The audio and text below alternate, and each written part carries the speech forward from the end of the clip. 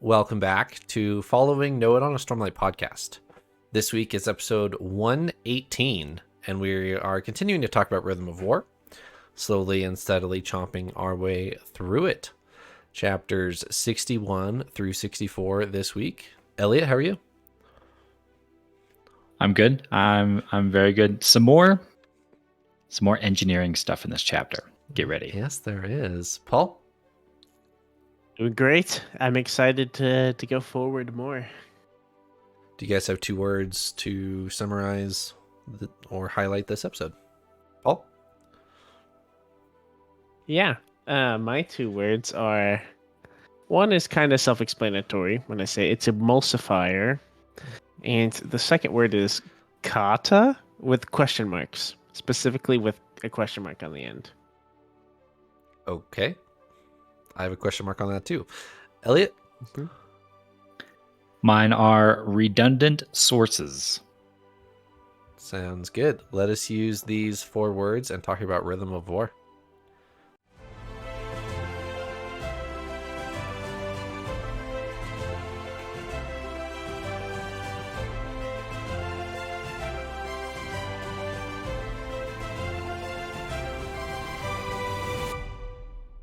All right, Paul, I have to know, where is there a kata in here? I don't... Well, can I talk about my other word first? You do whatever you need to. Well, it's not really compared to that, but I'll just get to kata second. My first word is emulsifier, and we may talk about this a little bit more into the chapter, but do want to mention it. This is kind of self-explanatory. Our first chapter is called Oil and Water, and it talks about how oil and water can't mix unless there's an emulsifier or some kind of extra agent to let them mix. And so I've been trying to think, what is our emulsifier going to be? In my head right now, all I'm going to say is I feel like the most obvious thing might be like a Dalinar or some kind of bondsmith, something that's going to bring things together. Seems like a natural emulsifier idea thing. So I thought that was really cool. That got my mind racing going into these chapters this week. But chapter 64 is where I'm saying kata, but because not necessarily because no one actually does a kata. I'm also questioning every time I say this kata. But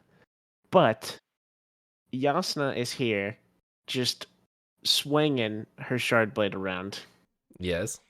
I remember correctly, and I feel like a lot of the descriptive words like were reminiscent of like kind of the gracefulness of a kata. And she was also, I almost said stance or stances for my word because it definitely seemed like she knew what she was doing.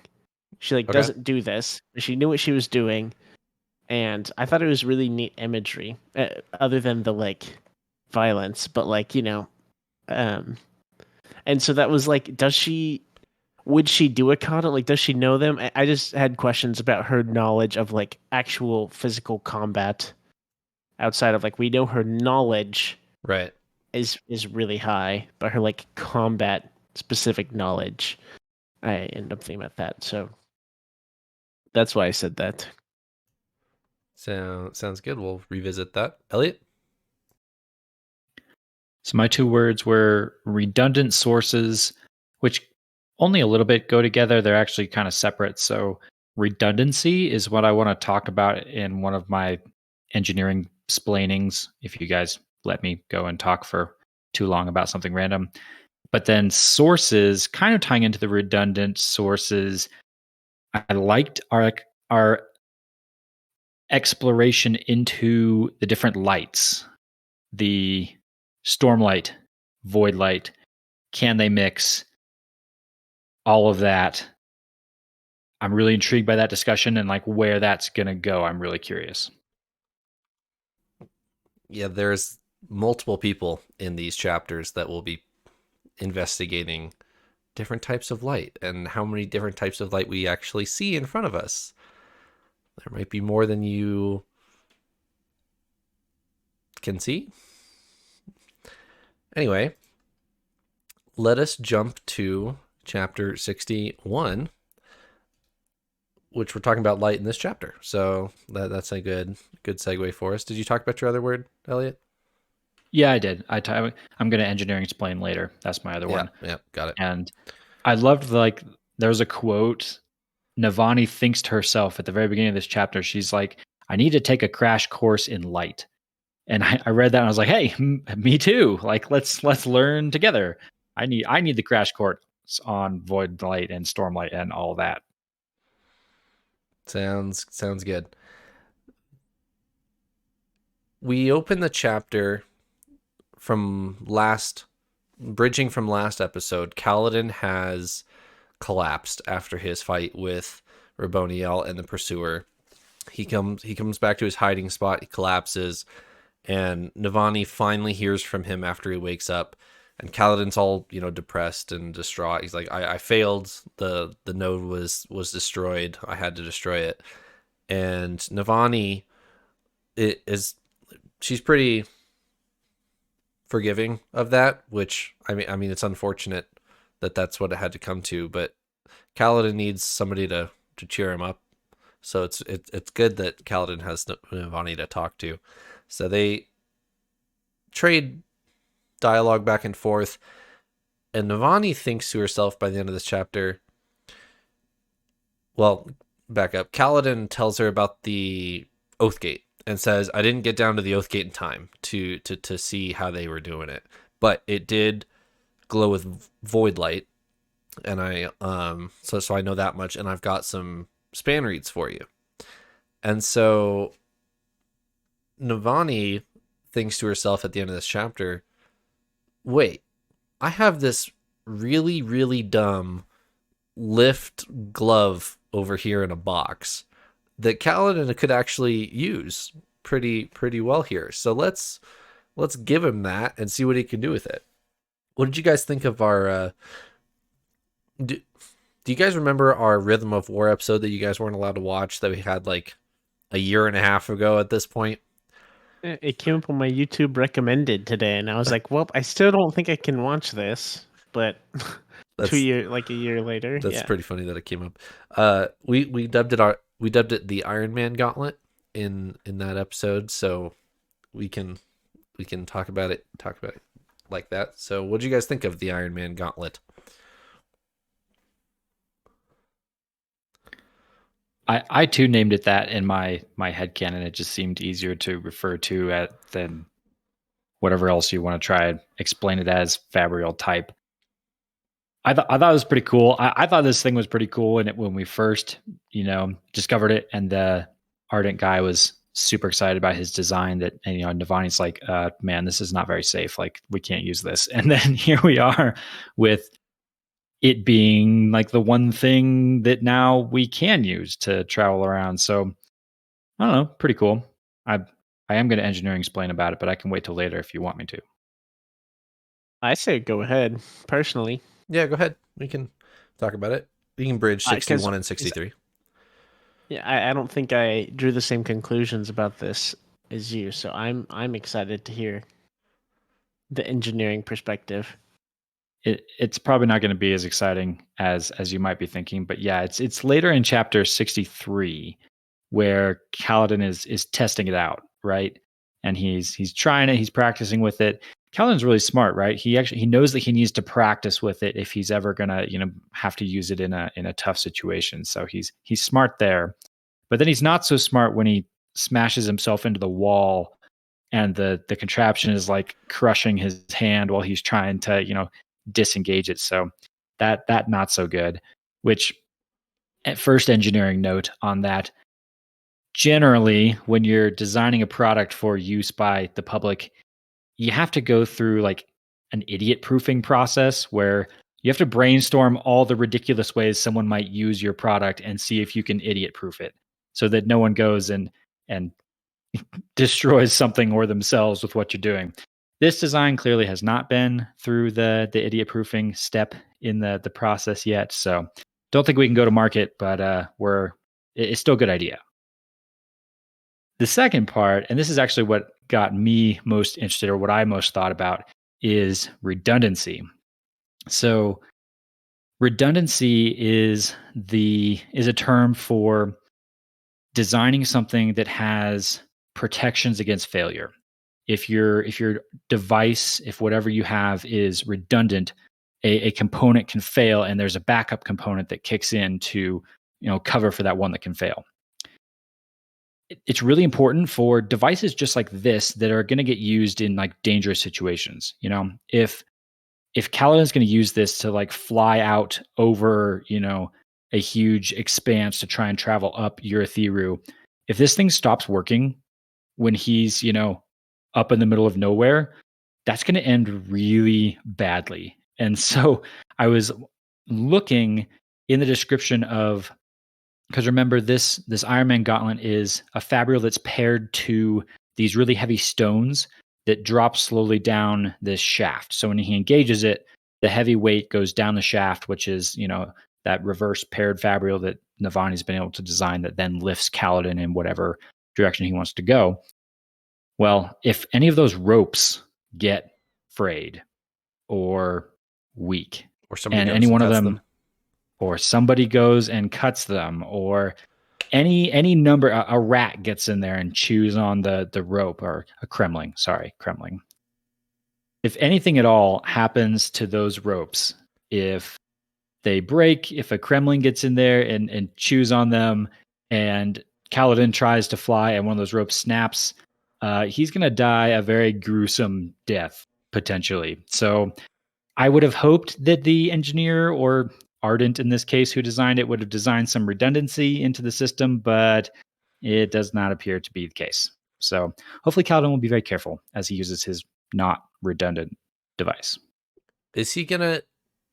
He's not even gonna drop out of the sky. He's gonna get yanked in the direction that he's pointing until he hits something. Yeah, probably. And even past that he hits something, he's gonna get further pushed into that object. Yeah, wow. Okay. Yeah, the weight of that stone is just gonna smash him against whatever he runs into. Yeah. Fun. Didn't it say at some point it's like it was like breaking his arms or something, but he just was like healing or being Kaladin,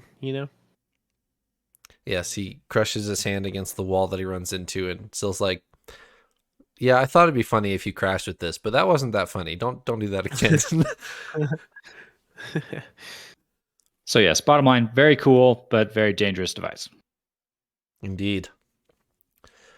All right, let us go back and talk about light, because Raboniel makes the assumption that you cannot combine Stormlight and Voidlight, and she dismisses them as opposites and says, well, what you can't combine opposites in nature. That just doesn't happen. Like oil and water, or she says something else as well for an example.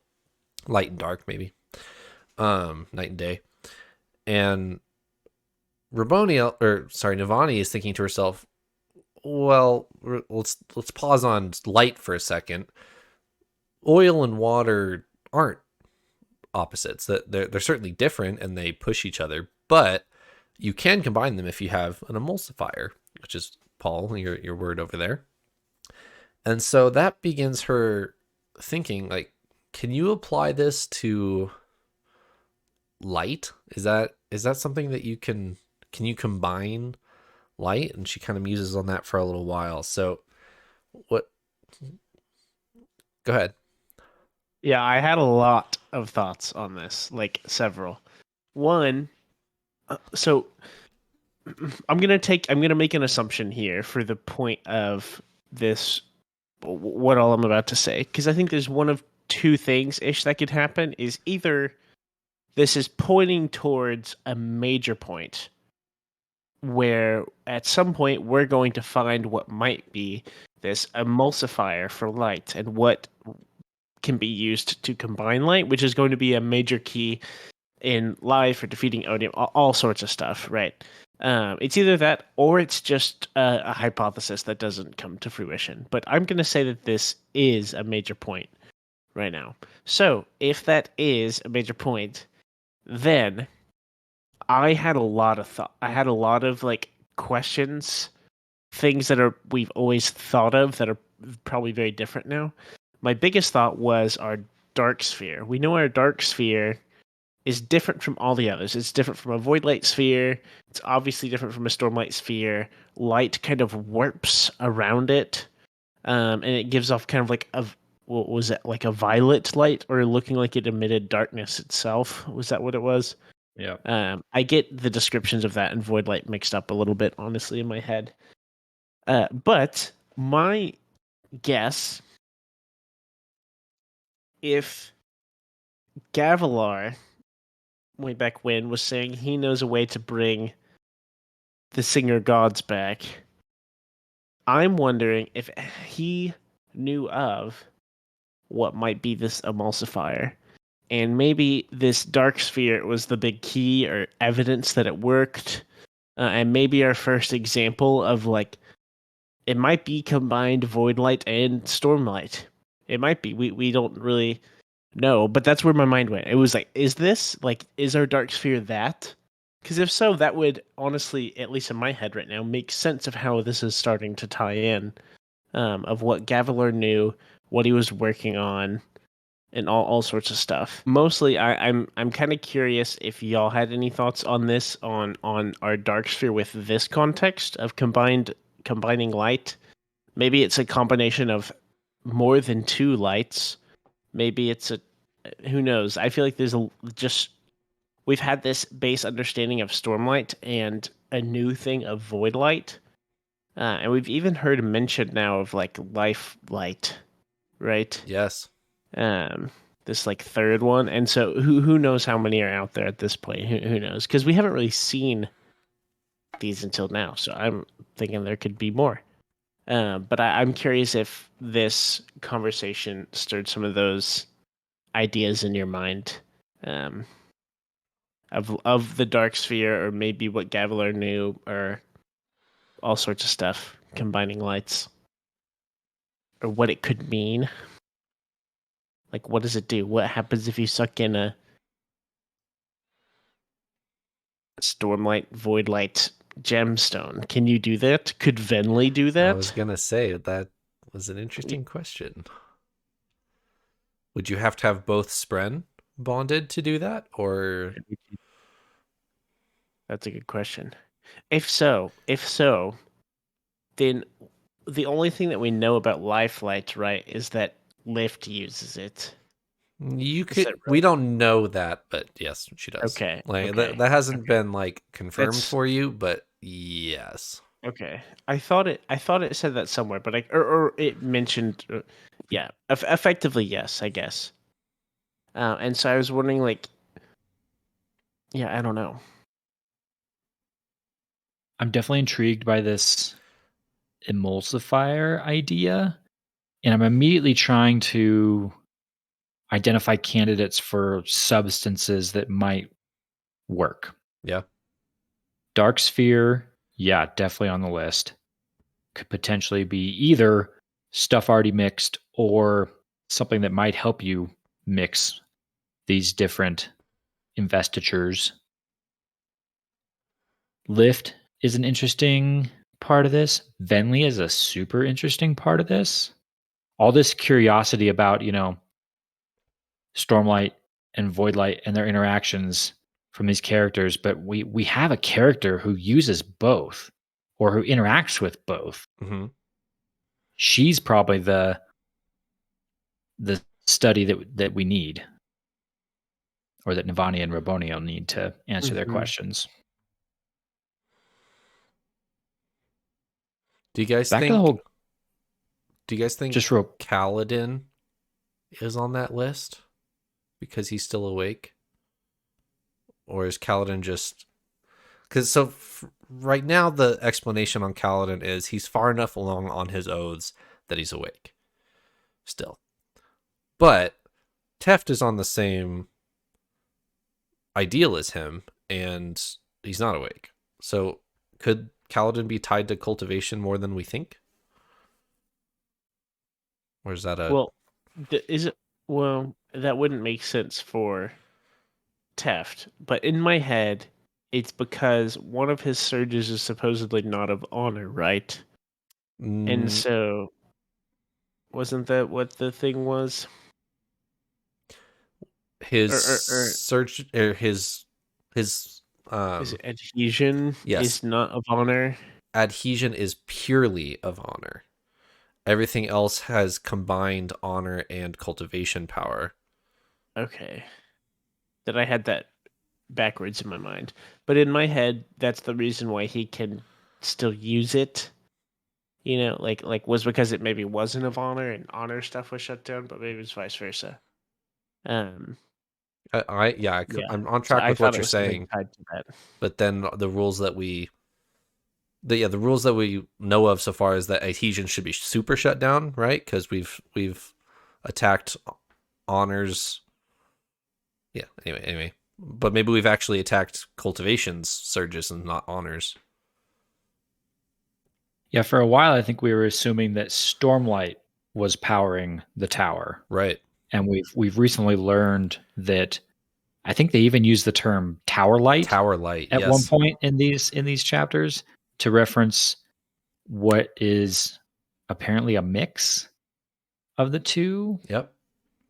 Because that's where we get into the whole discussion of, well, if you can mix Stormlight and Lifelight, does it make sense that you could mix Stormlight and Voidlight?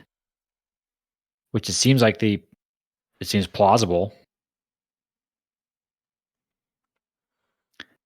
Back to the whole Gavilar part of this, I wonder similar things about our Dark Sphere and Gavilar. Like, did Gavilar know more than we think he did? And if so, man, that guy knew a lot. Yeah. Like we are quite a ways down the rabbit hole at this point of our characters, discovering new things. And maybe potentially Gavilar's already was at this level. Like, wow. That's true. And in my head, it makes way more sense of why this is so important. Yeah. It wasn't like so important to him and like groundbreaking, and I haven't seen anything that's really pointed towards our Dark Sphere actually being important. It's been a big mystery, but not really held any like importance of weight. But this could be a big thing because it could just play into the whole like unite them like kind of story trope and like kind of what we know with all of that, like a way to connect our different parties, I guess, our different sides. Yeah. I think up until this point, you're supposed to assume that the dark sphere that Gavilar had was void light.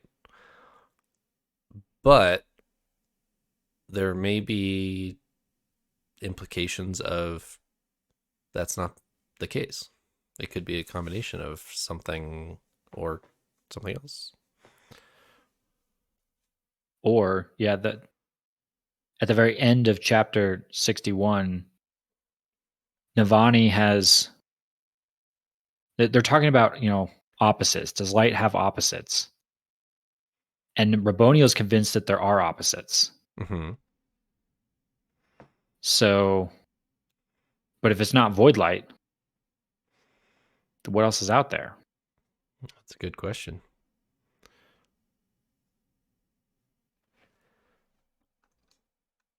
So yeah, as usual, more questions than answers when we started the chapter, but at least some answers. I will briefly bring up that Trevor has a big theory, right? That there's a fourth shard of Adonalsium Yes, on I do. Roshar. And I think that would play nicely into this whole, like, all these combined lights. Like, maybe this is all of the lights combined in one. Maybe that's what the Dark Sphere is, or we don't know that. That's a very big thing. But, or maybe this is light from that fourth shard, you know? I'm starting to like that more and more as we're learning about these lights. As that's what I was thinking of. Because is this my Unity shard theory? I don't remember the name of it. I just remember that you thought there was another shard of Adonalsium on Roshar. Okay, yeah. So I had to keep them straight. I have another one which I haven't told you yet, but yes, I do have a theory that there is a fourth shard named Unity on Roshar that nobody knows about. I wonder what color Unity would have. Yeah. Combine all the colors to get white or black. White. Black. Like whenever you mix all the colors in paint and it turns to brown or black or something, Yeah. But You're definitely getting in that's the what it's dark. absorbing anyway. That's Yeah, you have some physics that's fictional. I don't know. yeah, fictional physics. That's um, why it's called physics, right? It's yeah, fictional. it's all fictional. Yeah, Yeah, that's true. yeah. um, Moving on. Yep. Don't worry about I it. think yeah. Um, that's funny. But last thing I want to say on that is, whenever I started thinking about that, I felt more strongly about Trevor, about your theory of there being this fourth shard, because I feel like this is such a big reveal of like, oh my goodness, all these lights can combine. What are we gonna do? And then later being like, whoa, there's another one you can combine, and that was and so I think that'd be a really good reveal. It So it also could fit that whole discussion. I think fits potentially into our discussion on motives for the Ghost Bloods, Okay. because if we start to talk about we've got different shards and we've got investiture associated with those shards and combining them into different possibilities and powers and whatnot and so forth.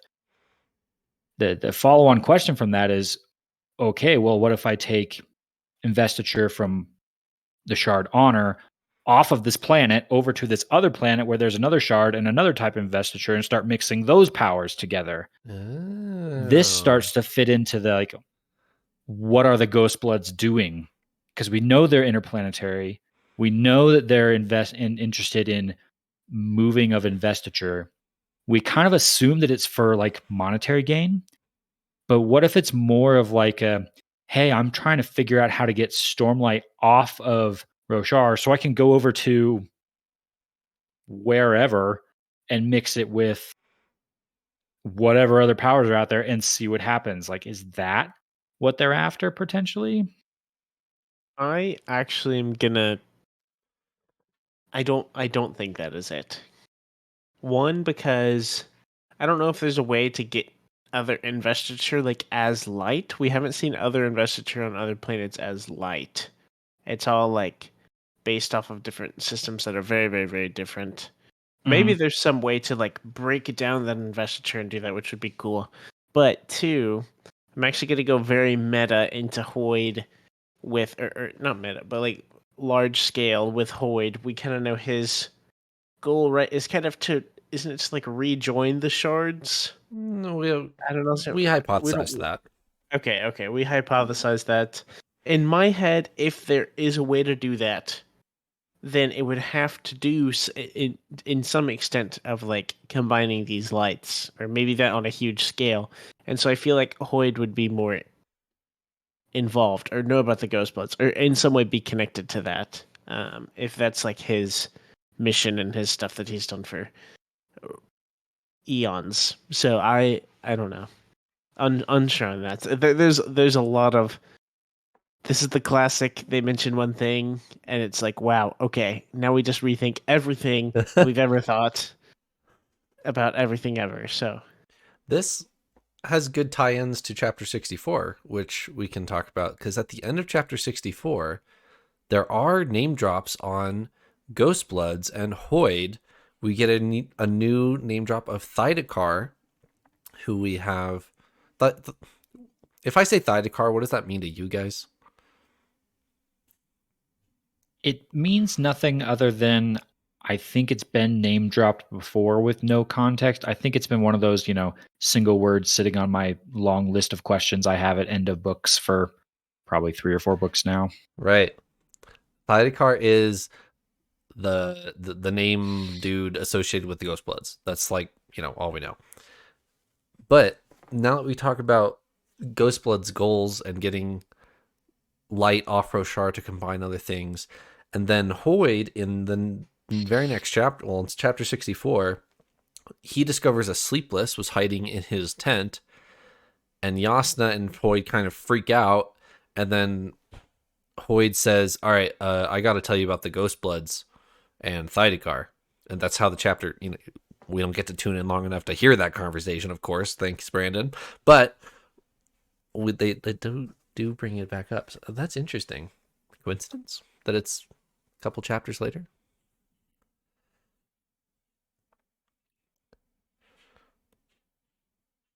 Okay. Enough. Yeah, it's probably just a coincidence. Okay. Yeah. Yep, totally. Let's reel in our full Cosmere implications and Cosmere theories, and let's talk about an Eshonai flashback chapter. Eshonai, we jump into chapter 62. Eshonai wants to unite the listeners under one nation. And up until now, I feel like we've assumed they were, right? Like they always were. They were just one, city state in the Shattered Plains that just had been undiscovered. But she says there's several, maybe like what would she say, 8 different families, 8 different tribes or something like that. And, yeah, 8 or 10 or something like that. Yeah. Yeah. And so they're living in where the war camps will be. The Ulethi war camps will be those old cities that are big circle craters at the edge of the Shattered Plains. So they're living there, and they have a couple different things in this chapter. What would you guys think of the Eshonai uniting all of her people here?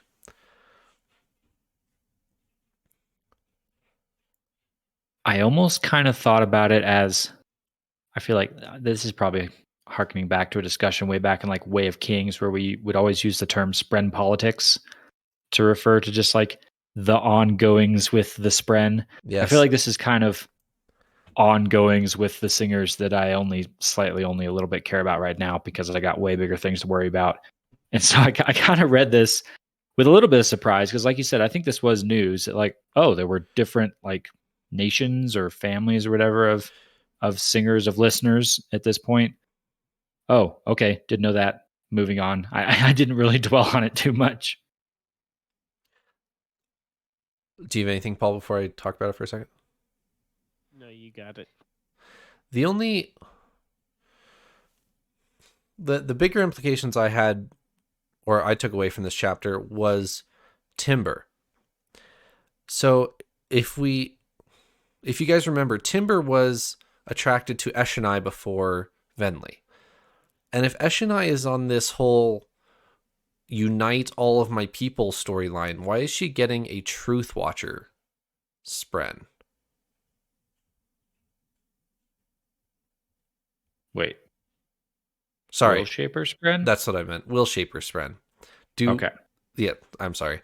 Do Will Shapers have to do with like they don't have an adhesion surge, though that's Bondsmith and Windrunner. Why are we getting a Will Shaper spren attracted to Eshonai here? The only thought path I think I can walk down here is, we still don't know much about Will Shapers, right, at all. But we got a clue recently when Venli tried to say an oath. Yes. And it was rejected. Yes. And what she tried to say was along the lines of, I will free those who are in bondage. There you go. I knew it had to be with like, rescuing or saving or setting people free. So free those in bondage. If Venli's on the right track there, and that is the correct ideal, if that's kind of something close to the mantra of the Will Shapers, which maybe that's an assumption that's incorrect at this point, because maybe it was rejected because she was wrong. But assuming that is right and it just was the wrong timing for Venli, that seems like it could fit for me here. It seems like the listeners are in, or singers maybe at a bigger level, are in bondage at this point. Okay. That is kind of the state of their people at this point. So if Eshonai is pulling them together to try and free them, maybe those align. Okay. Yeah, I could buy that.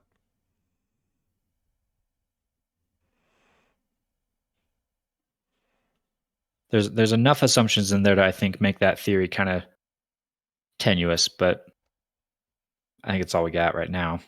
That's fair. At the end of this chapter, Eshonai and Venli find common ground of saving their mother. And Eshonai and Venli have really been at odds with each other in these flashback chapters and rivals and jealous and all that fun stuff. But Eshonai is trying to find a way to save her mother from old age. And Venli says, well, yeah, that's why I've been pursuing this from the beginning, was so that our mom can take another form and be healed.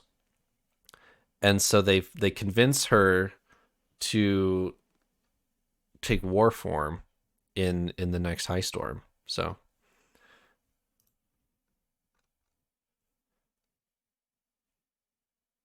yeah, I'm not sure how I feel about that. I totally get them trying to do whatever they can to save her, to heal her, but setting her off to take war form?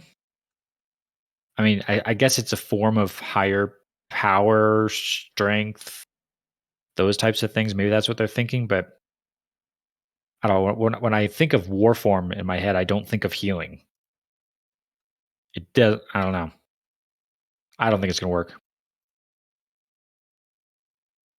Paul, do you think it's going to work?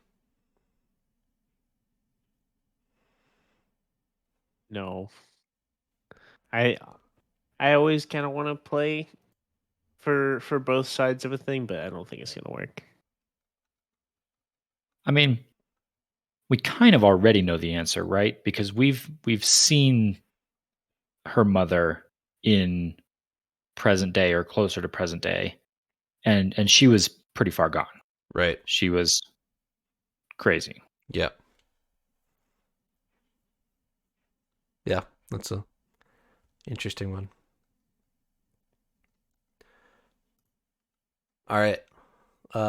63. We talked most about this. Anything else for 63 besides getting pulled down the hallway by gemstones?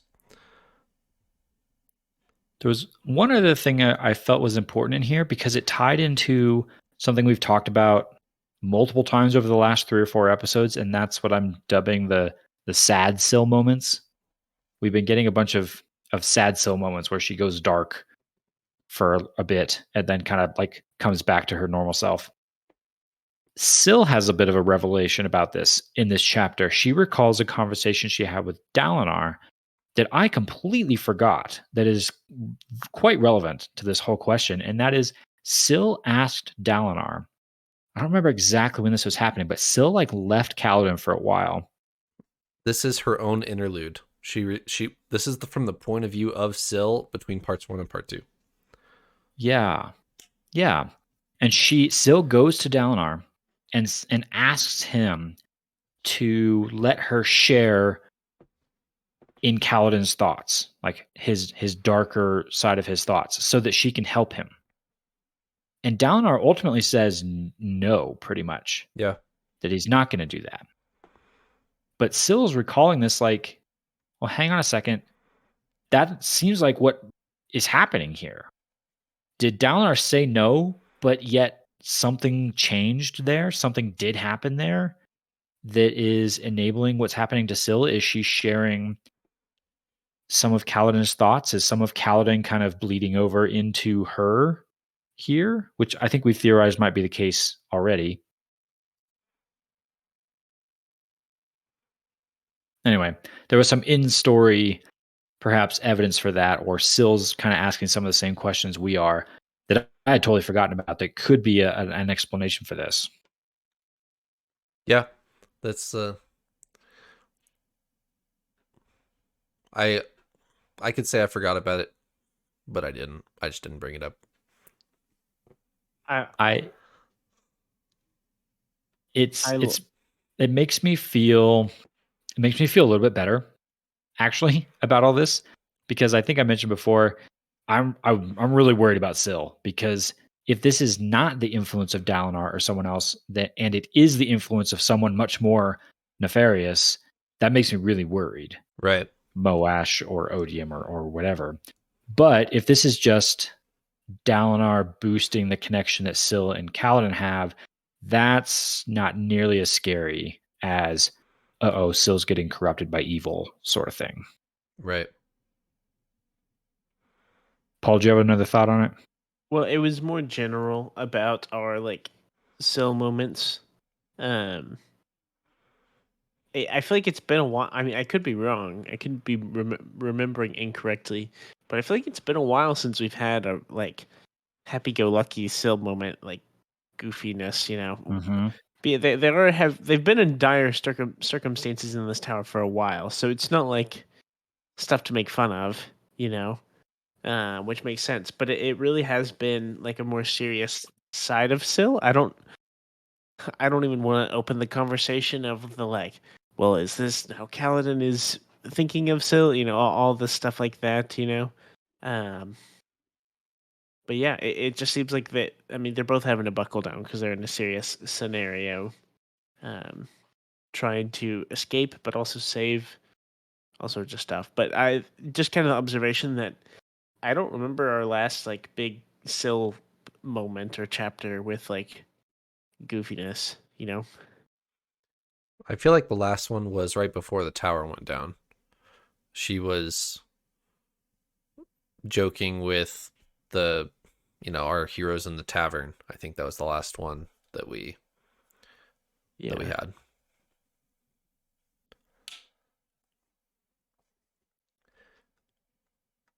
All right. Chapter 64. Eliot, you have on the outline epigraph sand. I will admit I didn't take note of the epigraph here. What are you talking about here? The epigraph of this chapter sparked a thought. And actually, it's not just chapter 64. I think it's chapter 63 and maybe one of the other ones as well. Do you want me to read them? Yeah, that'd be good, actually. I think it's probably just 63 and 64. It's 61 as well. Okay, yeah, then go. In other circumstances, I would be fascinated by this sand to the point of abandoning all other rational pursuits. What is this? Where did it come from?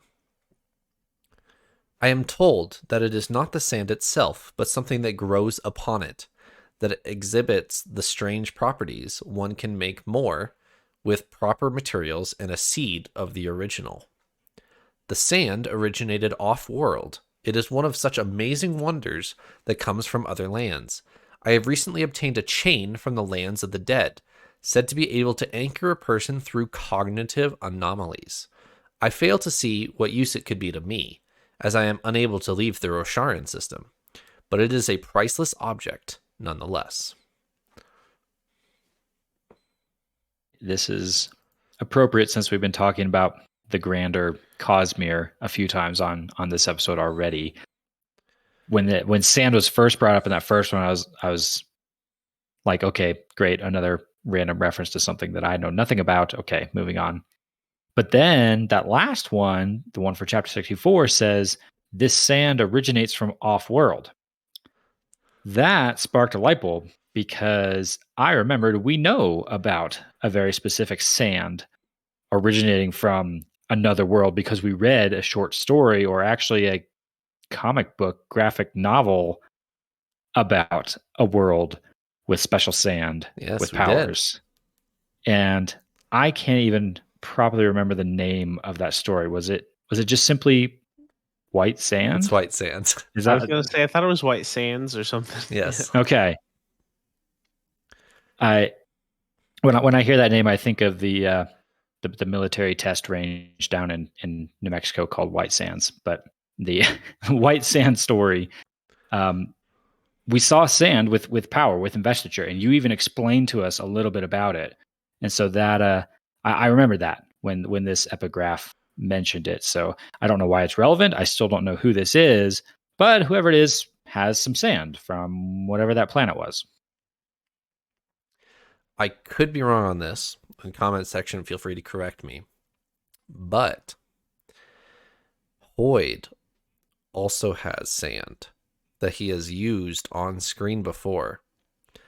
Do you guys remember the scene of Shallan shows up to Kholinar and under siege Kholinar, and Hoyd is telling a story to the crowd? Do you remember this scene? Yeah. He has a vial of sand with him. and I don't remember exactly what he does with it, but Hoyt has a vial of sand with him. That's interesting. I did not remember the sand. I remember Hoyd telling the story, because then later on he also has a powerful talk with Shallan or Yep. Vale, which is pretty cool. But yeah, that doesn't surprise me at all that Hoyd would have some sand. We already know he's a well-traveled chap. Yes, indeed. So anyway, epigraph about sand. Not just Anakin Skywalker's least favorite thing. Could it be Hoyd's most powerful thing? Maybe. Probably. Doubt it. All right. We get a Jasnah point of view chapter. The last time we had one of these was part 5 of Oathbringer, when she's about to chop Renarin's head off. So since then, Jasnah has had, a couple character developments. She originally wanted to hunt down all the heralds and kill them all, but she has... Is a boyfriend. Well, maybe. Yeah. It's complicated. It's complicated. She says herself in this chapter, it's complicated. So whatever that means. Anytime someone says it's complicated, there's something. Yeah. Oh, yeah. There's a lot of... Yeah, there's definitely something. And so she joins her military on the very front lines. And did you guys catch her shard plate? This is Knights Radiant 4, Tier 4, Level 4 shard plate. She commands it to dim, and it does. Shard plate does not glow, but hers does, and she commands it to dim to look like normal shard plate, so she will not be recognized. So she is, I think we had it confirmed before this, but she is 4th ideal, at least, Knight Radiant, so...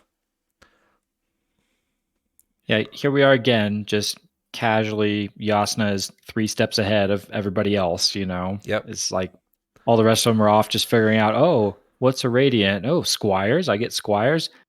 Jasnah's just over here walking into battle with full Ideal 4 shard plate. Yeah, no big deal.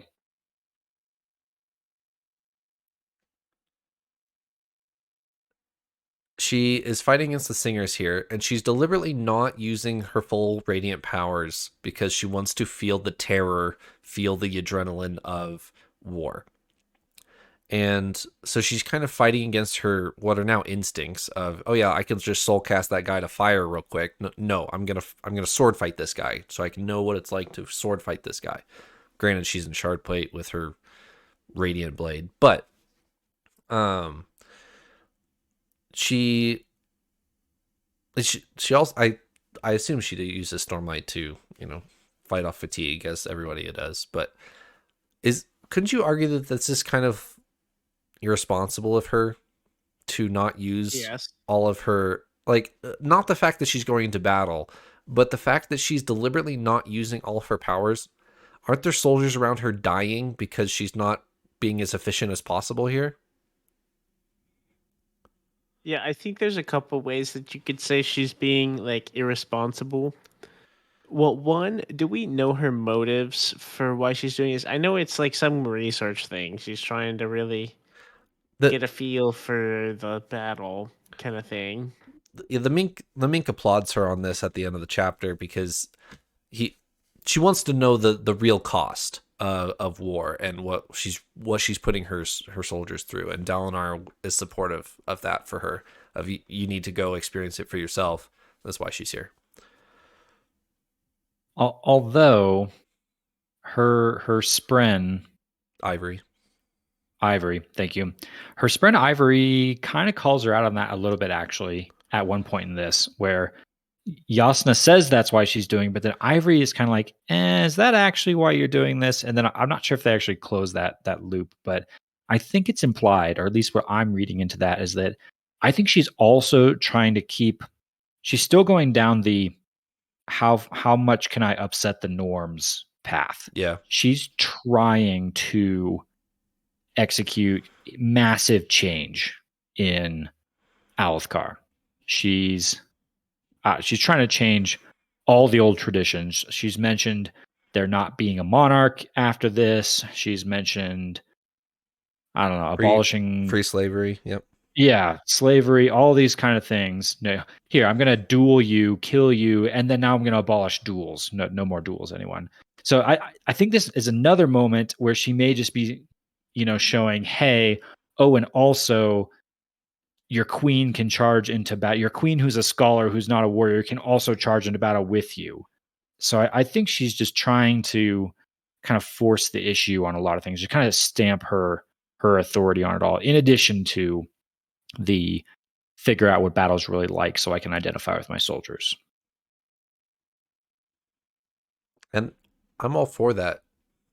I just think she should be soul casting people into fire at the same time, saving some lives of her men. I think maybe the counter argument for you there might be the reason she's not initially surge binding is because it would draw attention to her, and then the enemy forces are going to concentrate their power on her. Right. So perhaps if she does that, then all the people around her are going to get more attention from the enemy as well. So maybe you don't necessarily save their lives by doing that, because you're just going to call in more enemy forces to come try and pound her unit into the ground. Maybe. Yeah, I'd buy that. That's a good point. I guess she can escape into Shadesmar, but I don't know if she can bring, her battalion with her.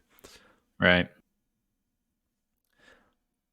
Elliot, you want to talk about the Mink and Wit's advice here? Yeah, you mentioned the Mink already. The Mink, Jasnah has a conversation with both Wit and the Mink after she does this whole go into battle thing. And the Mink, he, like you said, applauds her for it. He says, hey, that was really cool. You're going to win a lot of people over to your side by showing them that you're willing to go into battle with you. Wit kind of goes a different direction with it, of saying, hey, this isn't really your strength. Maybe you should focus on what you're good at. You don't have to be good at everything, and that's okay. I think that where he leaves, like the mic drop quote he kind of leaves her with, is use what you have, which I resonate with that advice for sure. You definitely can't hold yourself to, the highest standard in everything. No one's good at everything. Right. It's good advice to not try and be what you're not. But at the same time, I do think she's going to win a lot of people over with this, and it is a good thing to be able to identify with her soldiers so that she knows exactly what they're going through when she gives them orders to go into battle and whatnot. So I don't know. I could kind of see both sides of that, but it was two opposite reactions from her actions. Yeah. And then Hoyt freaks out. What does Hoyt freak out about? Sleepless sighting. We need like a sound effect, like ding ding ding Dun, or dun, something. Yeah. Dun dun dun dun dun dun dun dun. The like, I think of it. What is it? Twilight? No, Twilight Zone. That's what I'm thinking of. I'm thinking of the sound. Welcome to a sleepless sighting. Dun dun dun dun. Yes. Yeah, exactly. We need something because they're popping up in random locations. This one, we're told specifically that Wit finds a sleepless Kremling in his pens. Yes, he finds a sleepless in his pens, and then they immediately assume, or have to assume, that it's Mr. Sleepless that is defected to the Ghost Bloods. He knows all of our secrets. I have to write 10 letters to 10 different people on 10 different planets about warning about this guy. So, here we are. I got to say, I'm way less bothered by this than Wit apparently is, because ever since Dawnshard, I've just been assuming that all the Sleepless are listening on all the conversations, that they're everywhere, they know everything. Every little Kremling you see in the corner is just the Sleepless listening. So I've just kind of taken that as granted. All the Sleepless know it all. So to have Wit be really bothered by the fact that, oh no, this Sleepless just overheard all of our conversations, I'm just kind of like, yeah, that's not news to me. That's fair. So my big question with this is, when are our Sleepless actually going to come into play? We've seen them in both of our novellas. Yep. But the novellas have been like the sleepless Yeah. time, kind of like Sleepless pretty time? much. Yeah, literally sleepless nights. I don't know what to call it. But surely they have to, if they're in both novellas, I can't imagine that they will just stay there. Like, I feel like they're going to come into, like, we pseudo see them here, like in stuff, because we know what's going on. But like when this is, I guess, kind of my question for Elliot, and I hypothetically maybe could ask Trevor this, but I'm not going to, because depending on how you answer, I think it would change what I think might happen. But like, Elliot, when do you think our Sleepless fellows might come in, if they come in? Do you think that'll be our big part of the end of this book? Maybe some like Sanderlanche kind of material, or is it gonna be not in this book, like book 5, if at all? In my head, I see it coming in like near the end of this book, since Dawn Shard was a novella before this, and that seemed pretty, maybe not driven by, but really really affected by Sleepless. That maybe we're going to have not an entire tie-in, but like an appearance, maybe. I think I'm going to make a potentially bold prediction and say I don't think the Sleepless. I think it's possible the Sleepless may not actually be a key part of this story at all. I think they may always be the behind the scenes kind of actors, and that they're going to impact the story. Maybe they show up, maybe they do make an appearance into this book. I could totally see that plausible, but they seem incredibly powerful, but I don't think they're the focus of this story.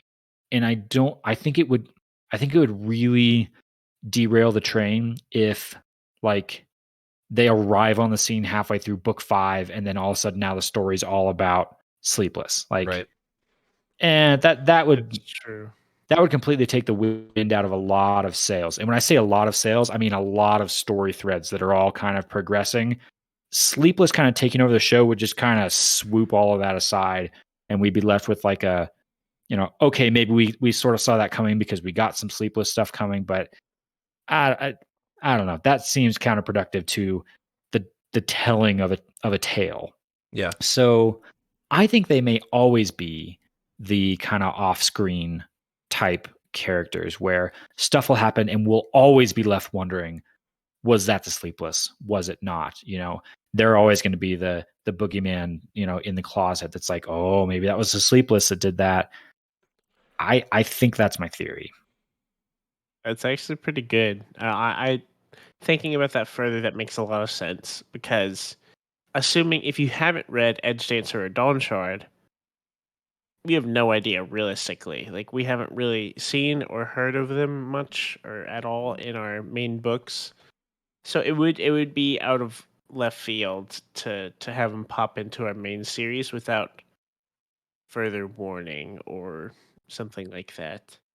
Unless That I could see it be some kind of tie-in or whatever, where it's like, I don't know, some big war scene, and maybe they're on Odium's side, and Odium like pulls out Sleepless, and they're these big warriors or something. Like, we find out what they're from, what they're working for, in kind of like a blink of an eye.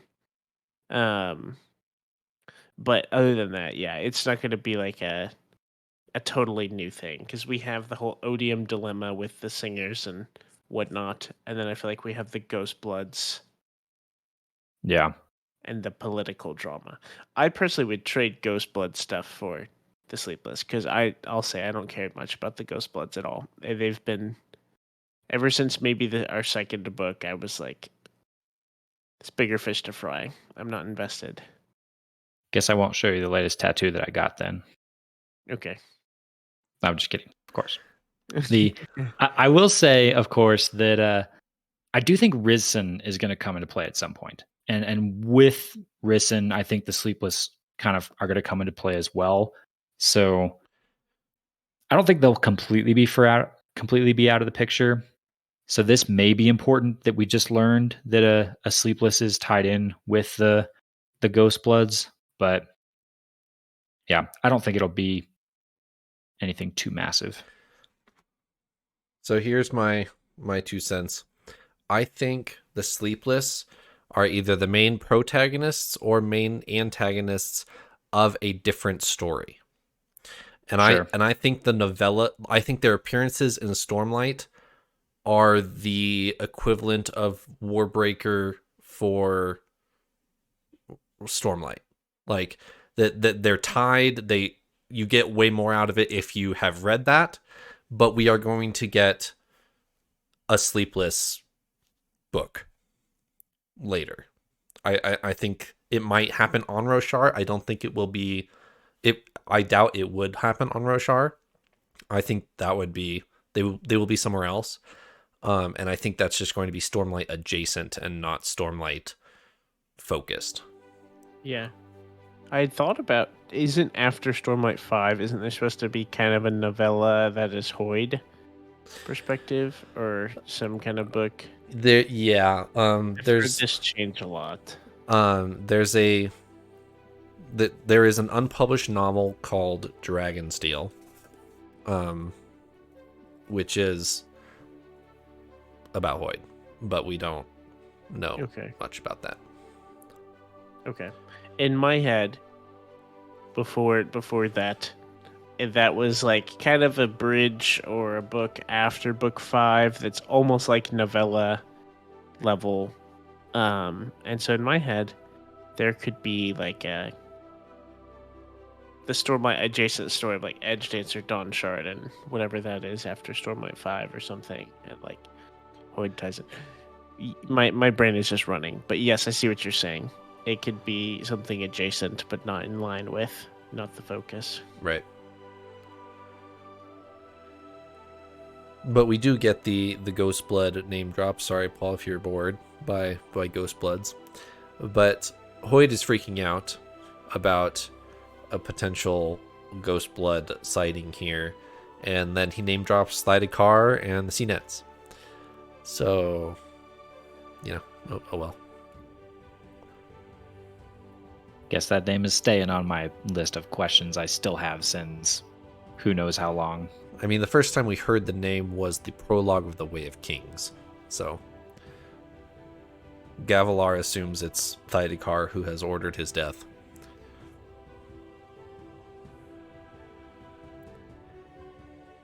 Back to the whole, Gavilar sure knew a lot, didn't he? He definitely knew more than we knew. I think he knew more than we know now. We still have more to go to catch up to him. He definitely might. I haven't had one of these moments in a while where I know a lot more than you do. And I just get to laugh at this. It's been a while. I enjoyed that one. Gloating is the word you're looking for. Yes. Basking in my upper hand. Yes. I have a guess as to why you know more. But I don't know anything. But my guess is I know that prologue to the book 5 is out. I haven't read it, and please do not give me a yes or no confirmation if this is true, because I do not want to know who the prospective character is. But maybe it's Gavilar, and maybe that's why you know so much more. Possible. Mm-hmm. Anything else for this episode, gentlemen? Nothing else, just lots more reading to do. I hate sand. It's rough and of course. And It's everywhere. Star Wars memes. All right. We'll reconvene next week. Thanks for joining me, Paul and Eliot. Later. Bye-bye.